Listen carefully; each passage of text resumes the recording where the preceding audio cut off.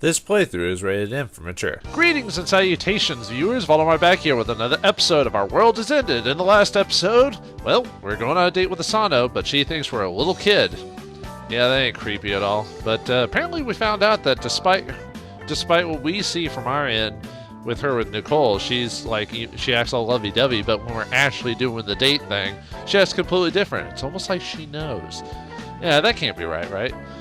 Which is weird because during the soul selection scene where I chose to do nothing, you could tell that she wasn't pissed about it. She did, and I noticed I got points for that somehow on my thing. So that means somehow she knows that. Like, well, I don't know how the ranking goes for dudes. Maybe it's just how your opinion of them goes, or vice versa. But if it's from her point of view, how would I get points if she doesn't know it's me?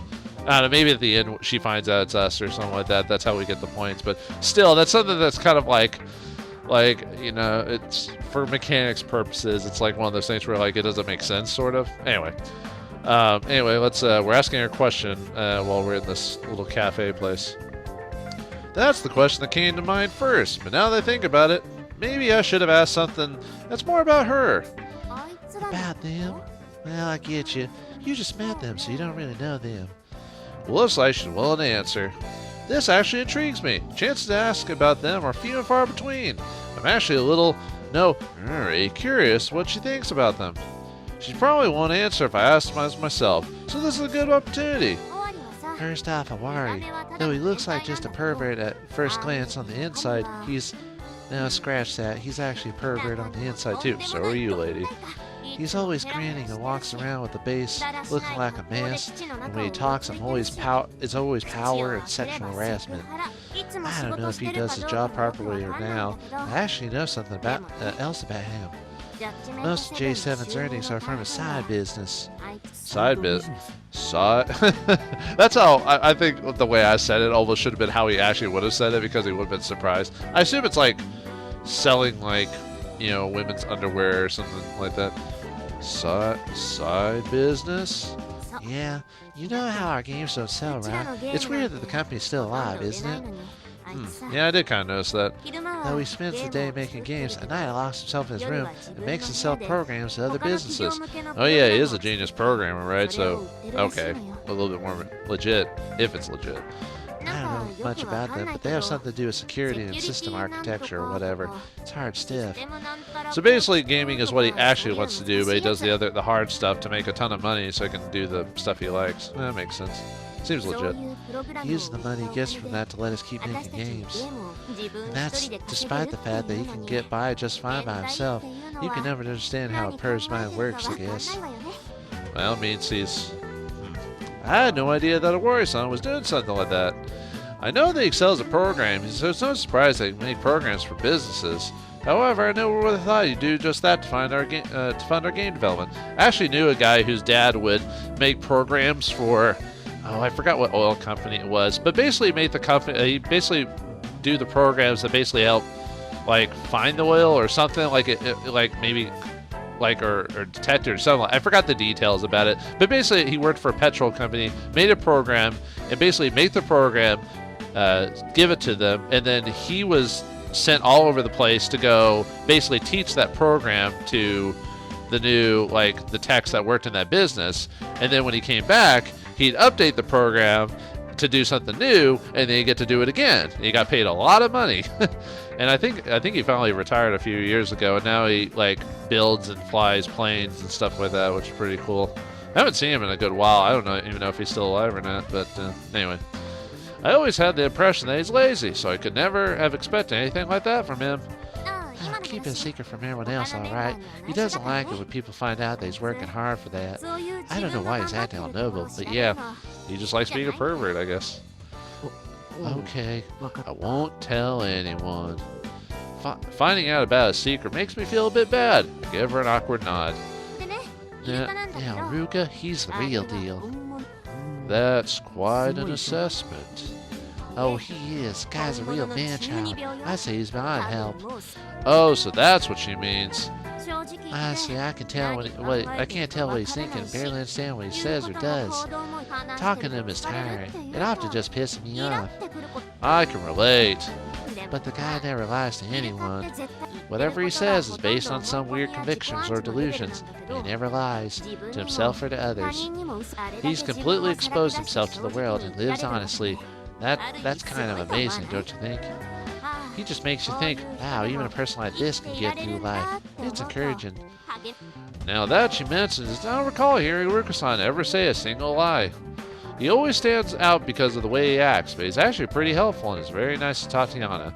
His delusions take precedence above all else, so it's hard to understand him most of the time, but he's a real straightforward guy. You might be right. I guess Natsumi is similar in that regard. She's honest with herself, right? Natsumi? Oh no, she's a liar, just made of lies. I always had the impression that Natsumi-san just says what she thinks, so this is unexpected.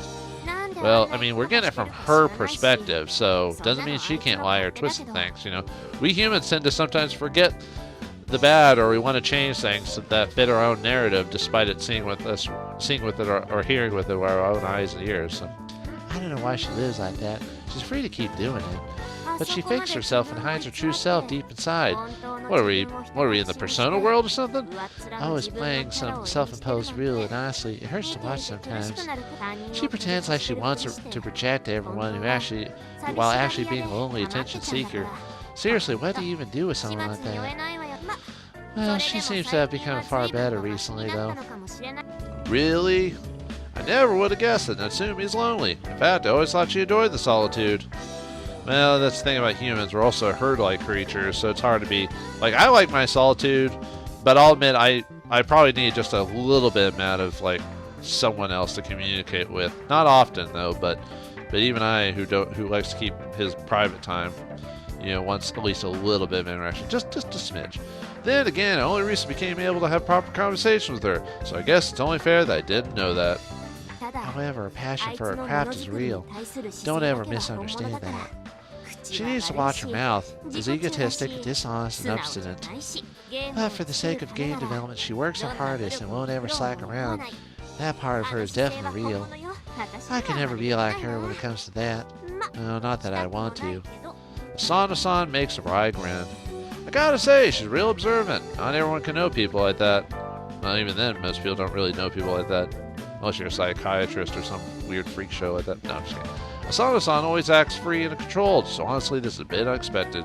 Hey, do you even enjoy hearing about this? I do. It tells me that you really like those people. Well, that's not... I don't really care about... She becomes bashful. Yeah, as long as you're enjoying this. She falls silent, but she doesn't seem to be averse to this. That's why I decided to ask about someone else. And what about Tatiana? What is she like? I'm the girl's attendant, so I'm kind of curious about what Asano-san thinks of her. Tatiana?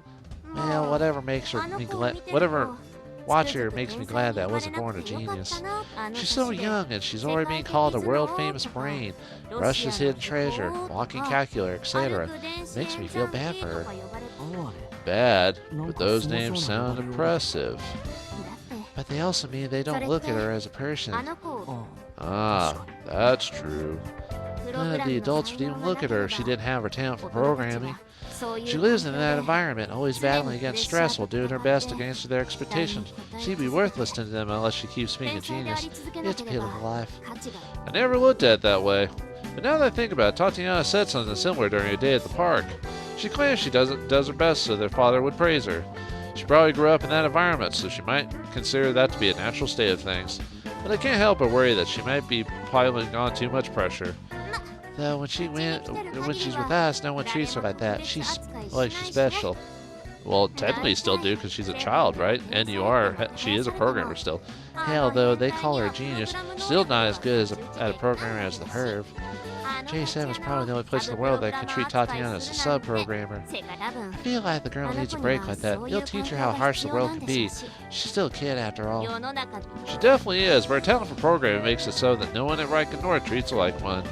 Thus, the only place where Tatiana is treated as a child, where she herself can be a child, is Judgement 7.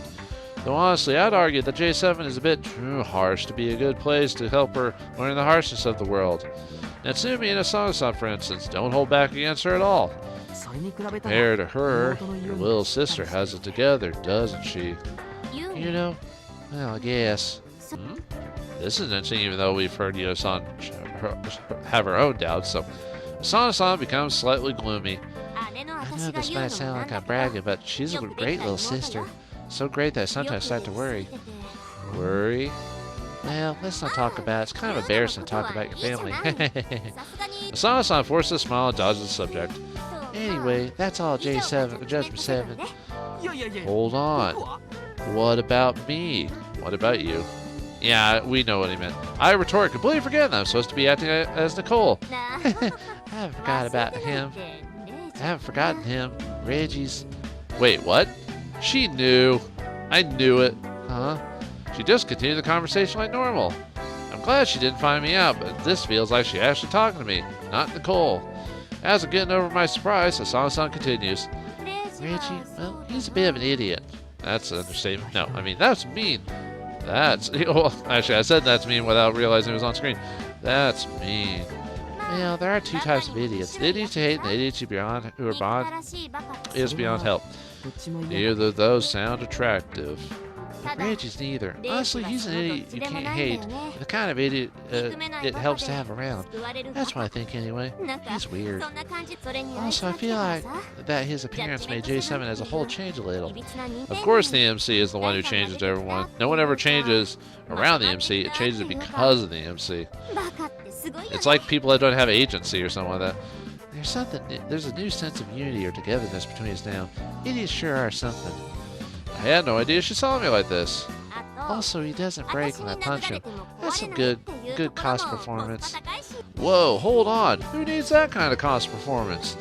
Still, though, she's calling me an idiot over and over. I don't feel that bad about it. Whoops, I've been talking for too long. We gotta eat. And so we finish eating the food laid out on the table. Dun dun, doo-a-doo, doo-a-doo, doo-a-doo, doo-a-doo. We spent a whole 2 hours in Angelus. Looks like the conversation lasts longer than I thought. The moment we leave, I get a new message. Oh joy. Well, you two certainly have lots of fun. I thought you'd never come out. To be honest, the wait was painful. Or, what, do you not need my help anymore? Ooh. Tsundere. Are you going to turn from tsundere to yandere? I can't believe I know those terms, really. And I don't even think I know them well. I probably miss describing people, but still. That's some scalding text. Wait, is she watching us from somewhere? I look around and don't see them anywhere. Them. Please help. I quickly respond. And get another quick response. Time is short, so we're going all out. Start by linking arms with her. Now that's a level above all the other orders. I guess I have to do this increase to get her lots of normie points. But how do I initiate that? It'd be pretty weird if I just took her arm, and I'm not so sure about asking for it either. As I consider my options. Yeah. Asano-san starts to fall. I quickly support her and prevent her from collapsing. Are you alright? Manga-esque event perplexes me. Our bodies are now close to each other. Wait, did she purposely do that? Yeah, but why is there a banana peel here? Banana peel? The fuck? I looked down and noticed tons of banana peels on the pavement in front of Angelus. It's like a minefield. This banana trap was probably set up by Natsumi-san. I wonder about that too. Ha ha ha. All I can do is laugh it off. I can't explain it without revealing the mystery. Anyway, the weird banana trap brings us close. I can use this chance to link our arms, but... Oh, sorry, I'm too close, aren't I? Asano-san realizes it and tries to get away from me. But, isn't she the one who... whatever. I drag her close to me. Eh? It's like I'm embracing her now. She opens her eyes wide. What? This place is dangerous. You should stay close to me. No, I want you to. I squeeze out the phrase that comes to mind. She instantly becomes as red as a tomato. Okay.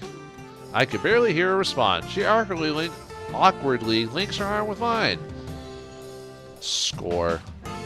Except that, shouldn't that CD show him as Nicole, even though we know what it looks like? Yeah, whatever. We start walking through Asakusa. You're bigger than I thought. Oh yeah, wait. So the magic doesn't even... I see. I guess I took a look smaller in clothes. I see, Thump Thump. I'm also blatantly taller than Nicole. What I'm saying doesn't make any sense. It looks like this weird turn of events makes it hard for her mind to keep up. You're unexpectedly tough and manly, too. But this is weird. Okay, I train at the gym in the W.O.R.L.D. I just play along. Does the W.O.R.L.D even have a gym? I don't know, but she seems to be satisfied with the explanation. This is my first time doing something like this. It'd be pretty embarrassing if you felt how fast my heart is beating. And so her mind returns to her maiden realm. How do I respond to that? I get help from Natsumi-san, but I don't think I can check my messages in this situation. I have to improvise. Your heartbeat is our music. You truly are the goddess of music. Such wonderful palpitations. Yep, that sure is a line you expect to see in a shoujo manga. Man, do I want to die. Me too. The shame and despair is soul-crushing, but it looks like it worked. Yeah, She smiles bashfully. That's kind of cute. Actually kind of cute. We continue walking around town with this, with no destination in mind. I feel my phone receives some messages every now and again. They're probably orders from Natsumi-san, but I'm too close to Asano-san to check. However, though bashful, Asano-san talks to me with nothing but satisfaction in her expression. I guess this is fine then. Oops, I'm kind of doing weird line readings there. As we walk around, the day just flies by. And then I become a pumpkin. Well, close. This is probably what's going to happen. It's like, oh, I got to run. You know. All right, we're at the park, by the way. 5:30. 30 minutes left until the time limit. The last place we go is the park. Well, isn't this nice? Whoa! Holy crap! Jesus. Stalker now? I secretly check my messages and see that there's more than 10 of them. I like the words. I open up the newest one. I probably should have gone back. It said, like, basically, are you ignoring me and all this other stuff. This is starting to feel stupid. Feel free to just do what you want. So she threw the whole thing away. Looks like the magic time is about to end. Thanks for today, Nicole-kun. Asano-san sits on a bench and smiles at me. Also sorry for today. You invited me on a date and I was a huge mess all the way through. It wasn't date-like at all. Hey, you probably think it was all stupid. I'm basically a walking pile of unfortunate. Yep, you sure are. Don't say that. I had fun at this date. You're so kind today. Feels like you're a different person. Yep. Sorry, Sana-san, I really am. Seeing her honest smile makes my heart ache. I know I did this to raise her normal points. It doesn't change the fact that I'm tricking her. It's also pretty clear that she only spoke about Judgment 7 because she thinks I'm Nicole. As if to fend off the guilt, I changed the subject. Why do you like me that much? Is it because I'm a child? Well, I do think that little boys are cute, but it's less like that I like little boys more than I'm just not good with adult men. I don't know if I believe that very much. No, scratch that. I'm not that good. I'm scared of them. Eh? You know how I told you that me and Yuno's parents died when we were children? Did you tell Nicole that, or did you tell Reiji that? The one who was told that wasn't Nicole but me. Did she forget that? I feel like she knows. Yeah. The person who took us in was very rich. He has some distant relative, apparently. We never even met him before, and though he looked after us, I gotta say that he wasn't a very good person. Uh-oh. I have a feeling where this is going. No, that's a very mild way to put it. Let me rephrase. She suddenly makes a stern expression. He was the worst, pure human scum. I can't respond to that. I just stare at her, dumbfounded.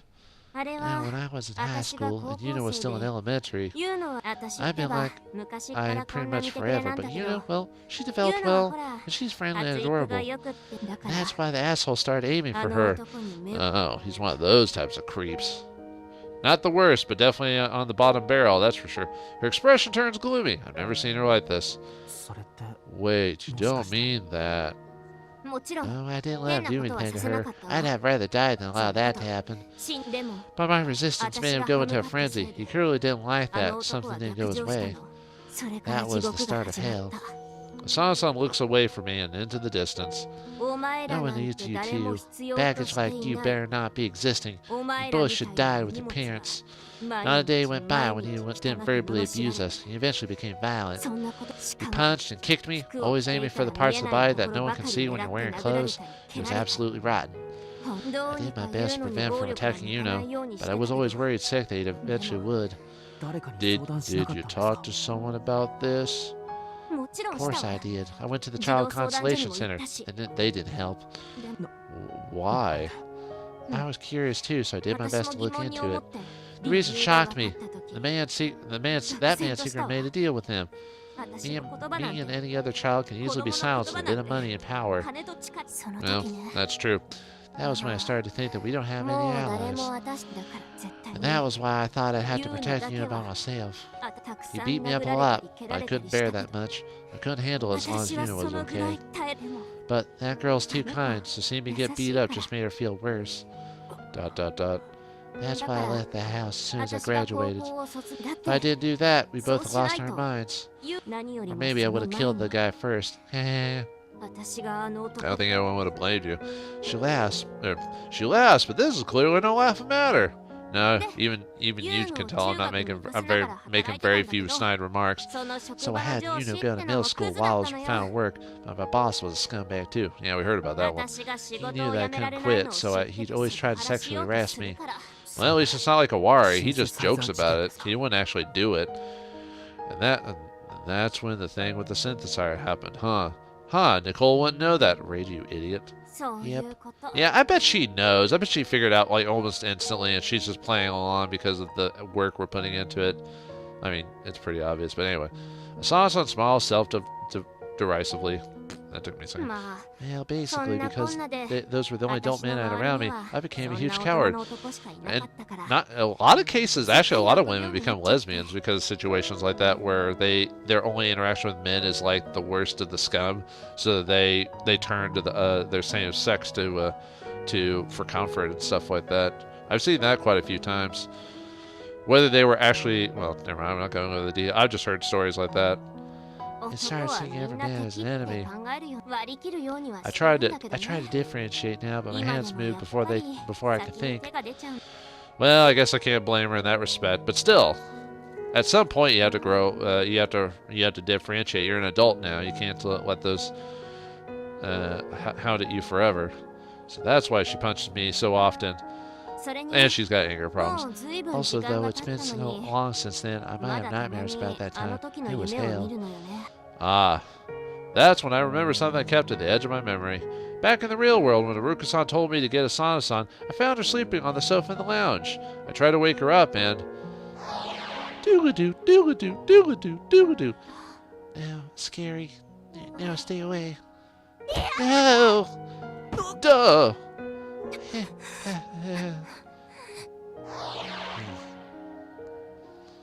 She was probably seeing a nightmare of her past. Well, I don't really care much about those nightmares now. Well, it's good that she doesn't have those nightmares, and I think we've cracked her shell a little bit with the knowledge I have. What will we do with this information? Will she get the 150 points she needs, or will she get zigzags for sure? Find out next time in the next episode of Our World Is Ended. Thanks for watching, hope you enjoyed, and I'll see you next time.